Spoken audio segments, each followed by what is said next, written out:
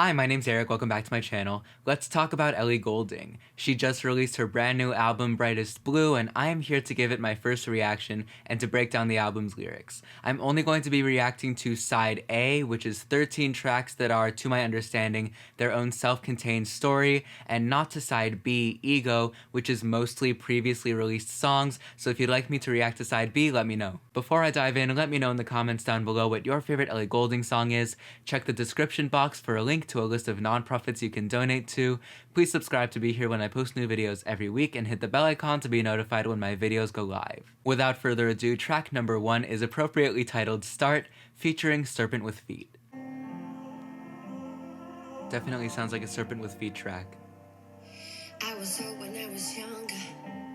All the lies I'm not living, 'cause all I see is everything I've done called into question. Sorry, what was the question?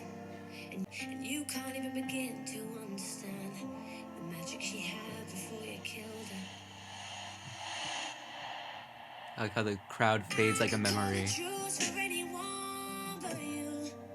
I guess what I'm trying to say is you changed me. I'm thinking about how many times I've had to recover. All I do is start again. All I do is start again, start again, start again. I separate my colors like a prism. Try to be myself, but I'm stuck in your religion. Every some of my friends prevent me from using the grill. They believe cancer men don't have the will to play with fire. Because they're water signs. Yes, I will burn this bridge. No, I do not want him.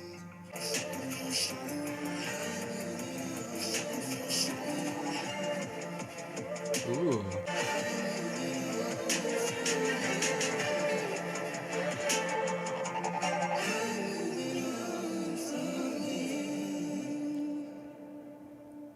That was a really strong opener. Ellie and Serpent with Feet were a really unexpected match, but they worked together really well. The song is about starting fresh after a breakup, and Ellie talks about going through this cycle with each of her relationships.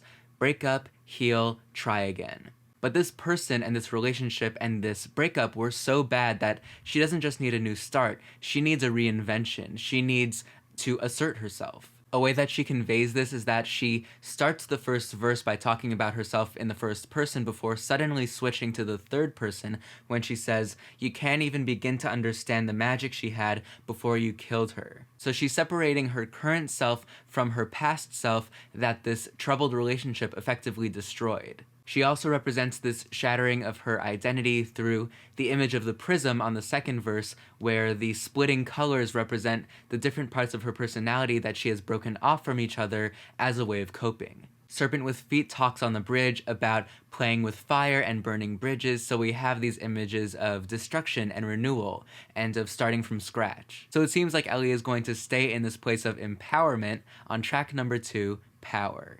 Painted to pure perfection. We had a real connection. Bodies aching. You kept me at a distance. Not asking any questions. Beautiful lines on a Friday night. Ooh. To wonder where we lost the magic. I keep it static. I'm not a material dust. The world just feels like that. Oh, wait, does this sample be the one by Dua Lipa? You're not really down for love. You just want the power. No, I'm not chasing paper, and I'm not faking either. Beautiful lies on a Friday night. Starting to wonder where we lost the magic. Everything in your world just feels like plastic. Those background vocals are really cool. Making me worship you. Okay, before he was a religion, now she's worshiping him.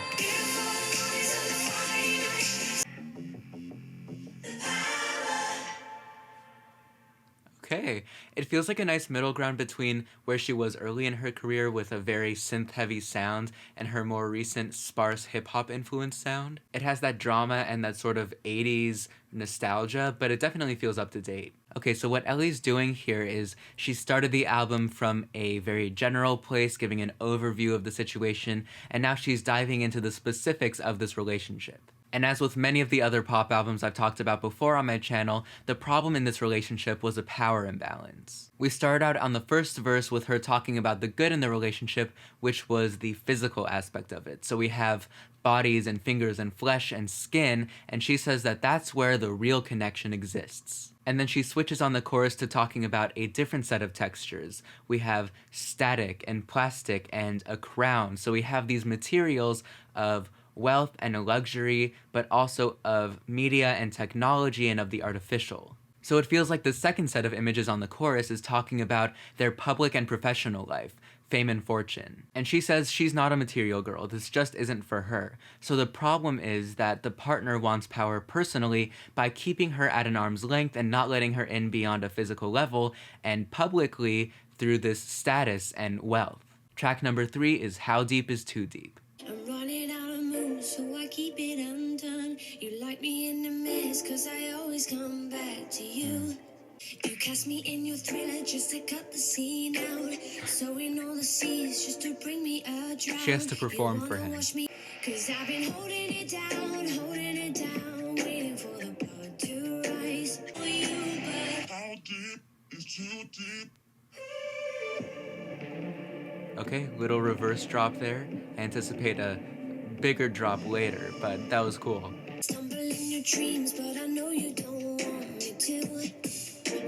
No. Keeping me around so you can fantasize. Now you're doing nothing wrong, 'cause you do me just enough. You hold me so tight, say you're scared too deep for you. But how deep is too deep? Waiting for another one, you only have to touch. How deep is too deep? Ooh, I could do better, baby, let's be honest. Ooh, okay. Yes, I was How deep is too deep? doing nothing wrong. Yeah.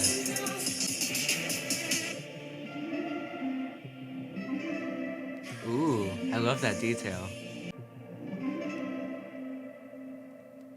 Okay, I think this is definitely another very 80s influenced album for this year, and I'm really enjoying it. We are continuing from where we were on the last track with her really feeling the connection, but her partner keeping her at an arm's length. But now he's starting to feel it, and that scares him. And Ellie can feel that, so what she's doing is she's trying to feed into his hunger for power. On the first verse, she's running out of moves, but then she remembers, you like me in a mess cause I always come back to you. So she's basically acting like she's needy and subservient. On the chorus, she says that he's waiting for another one you don't have to love. You hold me so tight, say it's getting too deep for you. And we get this mind-body split where she's exercising emotional control, but he's exercising physical control. She keeps him around by satisfying his desire for control, and he expresses that control through this physical constriction. So just like on the pre-chorus when she says, I've been holding it down, she's doing it metaphorically, but he's doing it to her literally. Track number 4 is Cyan.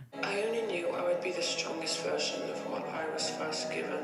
Sometimes I had to trample with tears in my eyes over the things I knew I couldn't help, until I was strong enough to carry them with me instead. There should be no delusion of that magnitude. Should know the truth. I've been changed forever, and it makes the love you're given change too.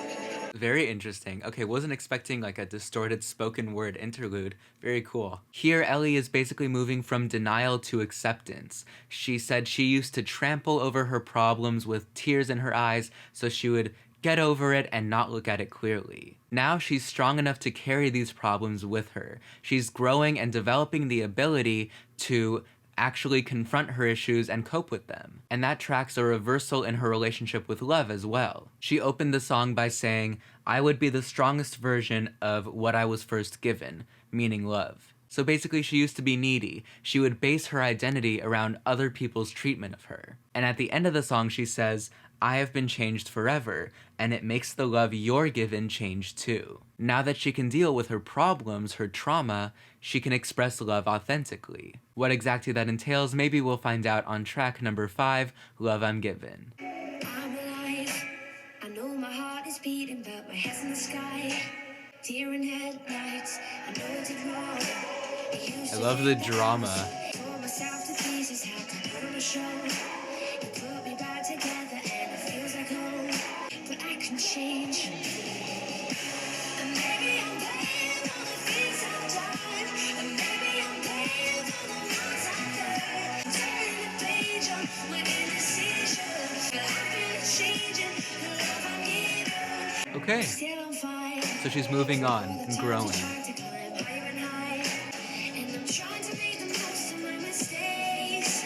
That's a pretty evolved way of looking at it. Save me. And maybe I'm paying for the things I've done. The highs and the lows and the rising sun. And maybe I'm paying for the ones I've This is a clap along moment in a concert.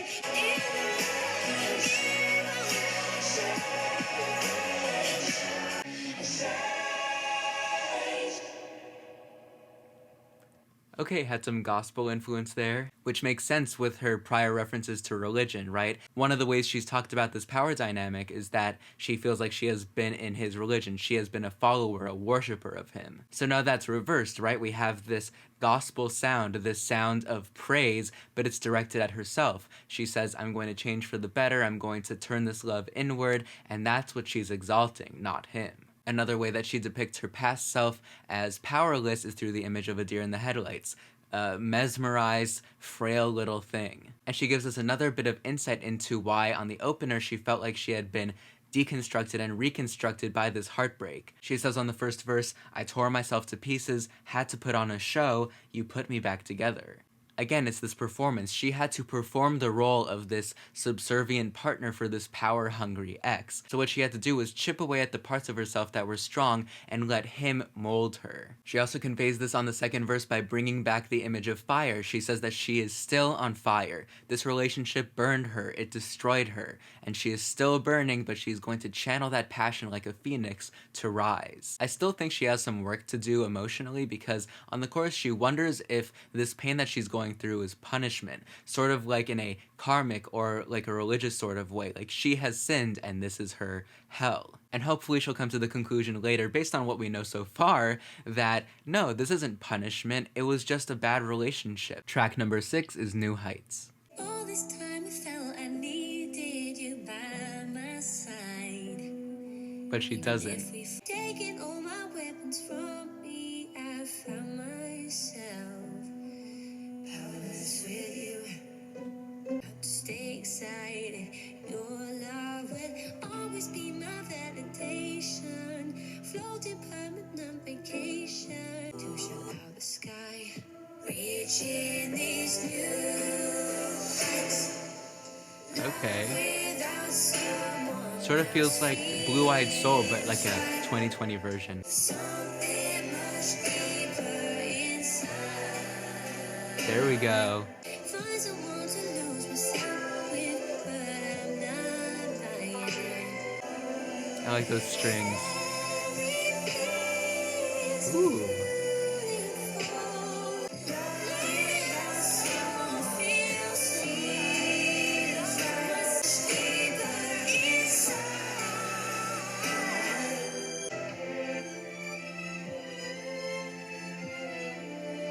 So it definitely feels like that classic 60s-ish Blue-Eyed Soul with the orchestrations, but it's blended nicely with these electronic instruments too. It's very cool.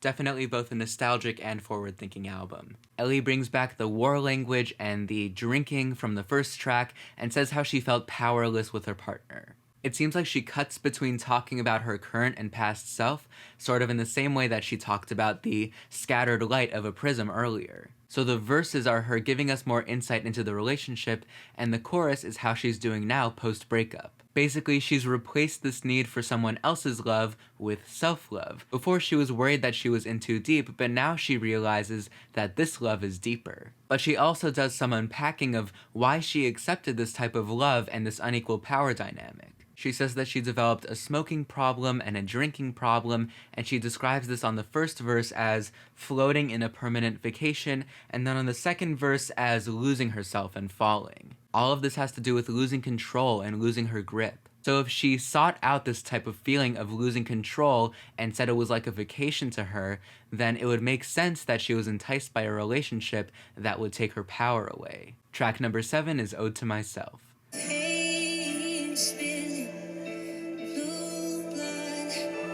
I look back with fondness, delusion of that magnitude.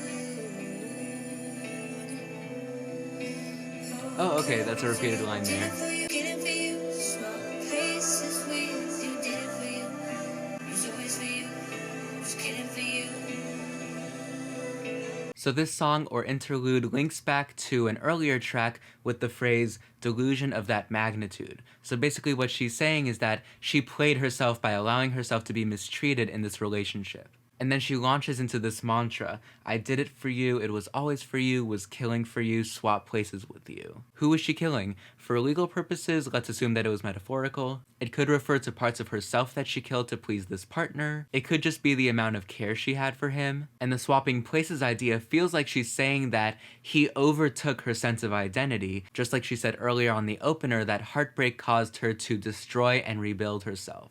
Of course, with the title, it could mean that these are all the things she did for herself, but it feels like the sort of rhetoric she was talking about her relationship with, she is now turning inward. Just like she talked about switching from love for the partner to love for herself, she has to reframe this level of commitment, this almost religious, performative level of commitment, and she has to say to herself, now I'm going to do that for you. Track number 8 is Woman. Bridge burned. Okay, the burning again. All these mountains were mine. Things have changed. I think I'd rather be alone. Tonight it was time that made me feel like I faced Oh, my interesting. fears. Now I don't know where to stand, but I know it's not over. If I love too much, I like the melody here a just lot. leave it up to chance. That's just a woman who's always looking beside. I wish to feel no shame, and I find a different shape. I can't face my fears till I made it here. Suddenly I see an hourglass. I see you so still. I wake up and I'm 10 years old. The time's been running like sand. Now I don't know where to stand. Oh, but I know it's not over. That's just a woman. That's just a woman. I am. So it's sort of like a ballad to herself. That's very nice. Something interesting about this song is that the opening lines about burning bridges don't call back to her own lyrics, but to Serpent with Feet's bridge on the opener. It's very possible that she wrote those lyrics herself, but in any case, it feels like she is taking on the empowered voice of Serpent with Feet, a voice that was outside of herself. So I think what's happening here is the next step in the process of Ellie realizing and addressing that she has relinquished control. She says on the chorus, if I'm losing touch, if I love too much, I'll just leave it up to chance, that's just the woman I am. This could suggest that the power dynamic in the relationship was created or affected by gender roles, or just more generally that she realizes that as a person, she has a need to give up control. And I don't know if she'll stay in that state of mind, but on the second verse, she talks about wanting to feel no shame and wanting to let go. And again, it feels like she finds the good type of letting go in physical connection when she talks about her hands finding a different shape. But then she says that it was time that brought her to this point, and she talks about the shape of an hourglass, which not only is an image of time, but also is iconographically the shape of a woman's body. So maybe this newfound sense of self-love also involves embracing the womanly form. Track number 9 is Tides.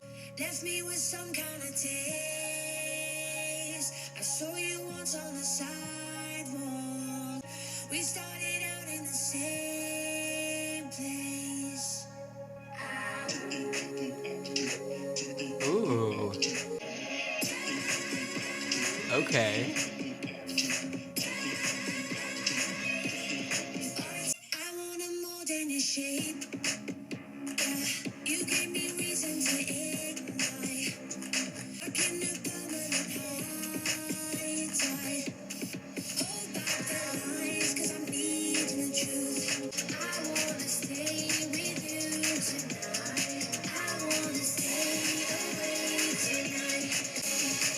This is really fun, but also don't go back to him. If you got something to say, I need you to say it. Fire is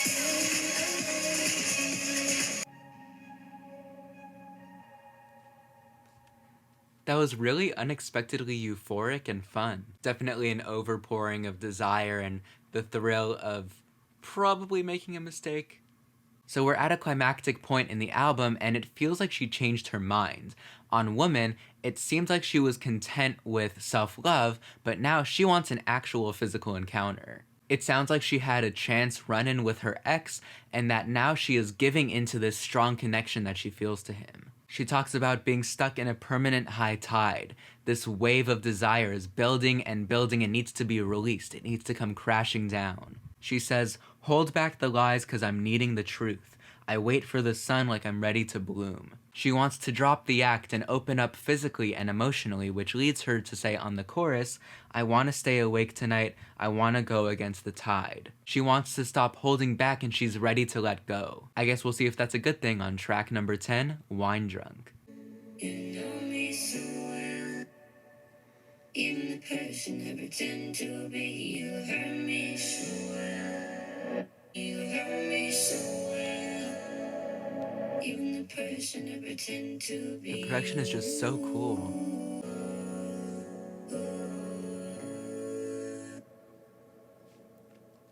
Okay, like I mentioned earlier, I think this is a nice progression of her interest in synth pop from the beginning of her career, because a lot of the synths have the textures of like 80s synths, but there are these really cool effects that bring it into the present. Like there are these moments that feel like they're gasping and pulling back in space. Makes it feel more emotional and introspective. But yeah, another really cool interlude that sort of fleshes out the album. It would appear that Ellie is drunk, and so naturally, her feelings are coming out unfiltered. Despite the facade she put up, she was known, so she was hurt.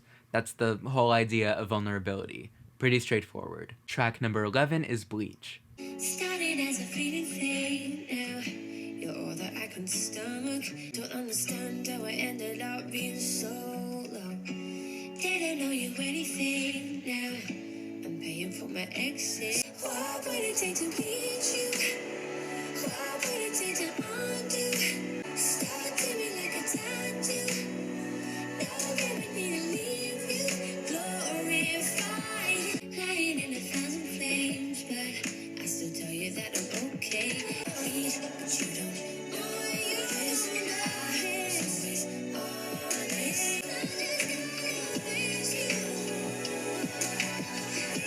This is her last-ditch effort to fully push him out of her mind.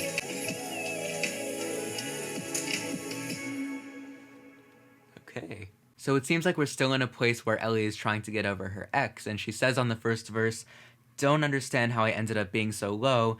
Didn't owe you anything. Now I'm paying for my exit." She's paying emotionally. She's going through a really rough time. She says she's been trying to pull this relationship apart. She wants to bleach him, cleanse him from her mind, so she takes to drinking. Which means she's working on it. She's getting there.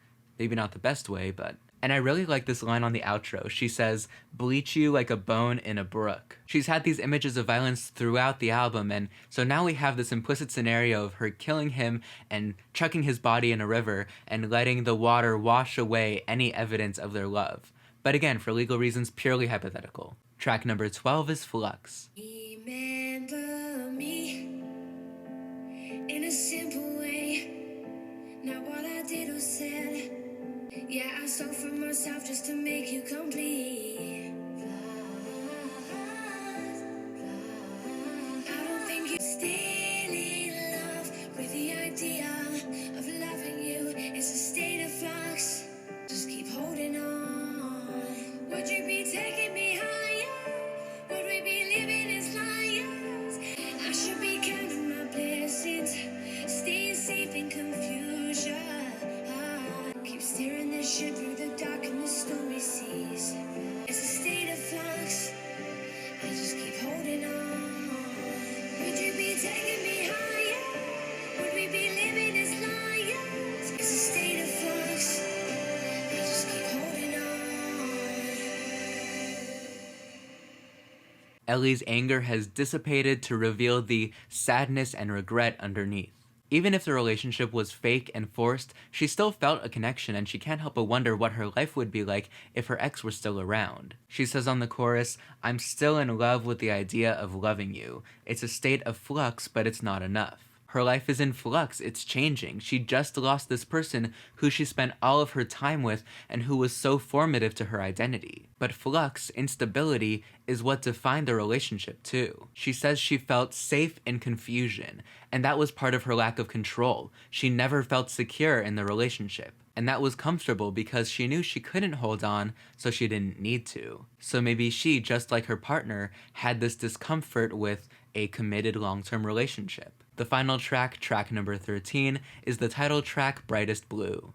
Looking so much brighter now. I was lost and now found. Fell off the merry-go-round. I was in the politics. Oh, the cycle. Things I couldn't fix. And with these colors fade to be with changing feelings, making some kind of love. When I look in the sky, give me, you give the brightest. Yeah, I love me more than you. Doesn't mean I can be true. Slip into the blue lagoons. I could be your muse.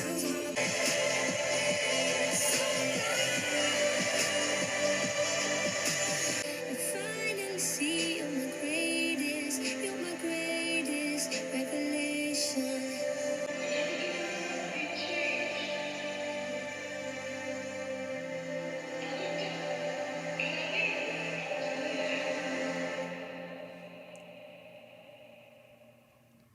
And that is how the album ends. A nice moment here is when she says on the bridge, "I finally see you're my greatest revelation," which to me feels like another reversal of how she felt earlier on the album. Before, she was talking about how formative this ex was to her identity in the way that he shattered her and destroyed her and broke her and caused her to rebuild herself.